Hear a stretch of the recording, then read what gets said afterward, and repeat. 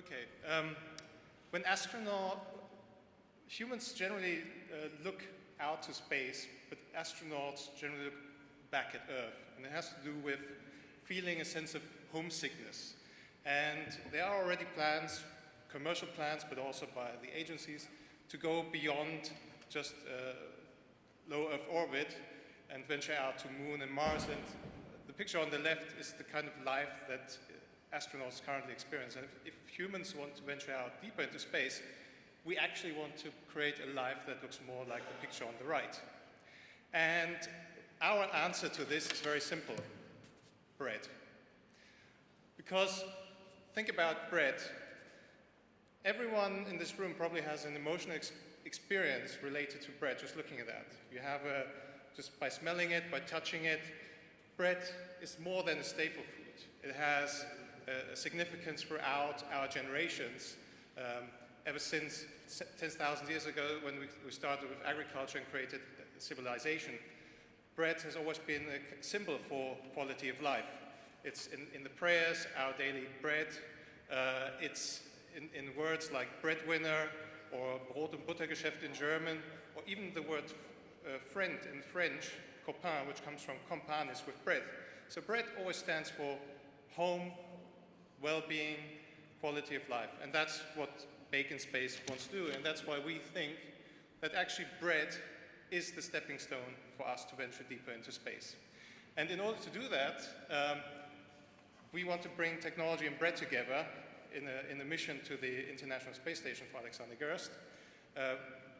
Germany has a key competence in bread with 3,200 different variations of bread, so I think we definitely have the foundation for making our mark in space and for the future of humanity in space. And in order to achieve that, what INNOspace wants to do is we want to recreate the value chain from going from grain to finished baking product in space. And the first step, and we're reverse engineering the whole process. We're starting with the baking process. And the baking process is flying with the Alexander Gerst mission. If we manage to make it in time, that's a different story.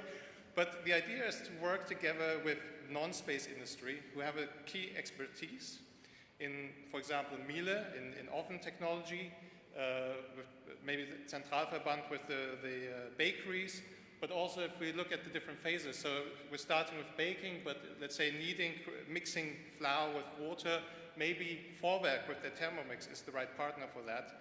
And bringing that, of course, they will have some sort of benefit in terms of advertising value, but also they bring technology into the space sector that we can use and bring space forward and lay the foundations for humanity in space. The idea is that we basically want to work through each of these phases and develop a technological solution. For baking, it's not as easy as you think, because there's a lot of complexity in trying to bake in space in a microgravity environment, starting from redesigning the bread roll so it's crumb-free, that it can sustain a long shelf life without being frozen, but also the baking process, that how do we bake without preheating?